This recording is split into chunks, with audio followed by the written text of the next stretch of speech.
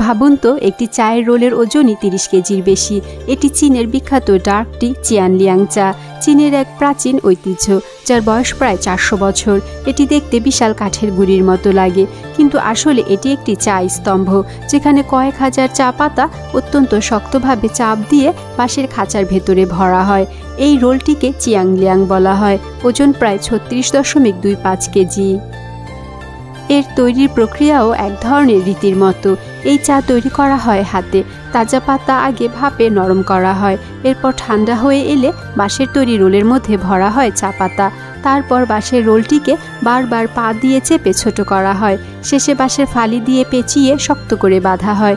এরপর এটি খোলা বারান্দায় বছরের পর বছর ধরে প্রাকৃতিকভাবে ফার্মেন্ট হতে ঝুলিয়ে রাখা হয়। সবশেষে তবেই চা প্রস্তুত হয়। সময়ের সাথে সাথে এই চায়ে তৈরি হয় ধোঁয়াটে ঘ্রাণ আর গভীর স্বাদ। প্রাচীনকালে এই চা ছিল লেনদেনের একটি মাধ্যম। গরু, ভেড়া, এমনকি ঘোড়া পর্যন্ত এর বিনিময়ে আদান প্রদান হতো।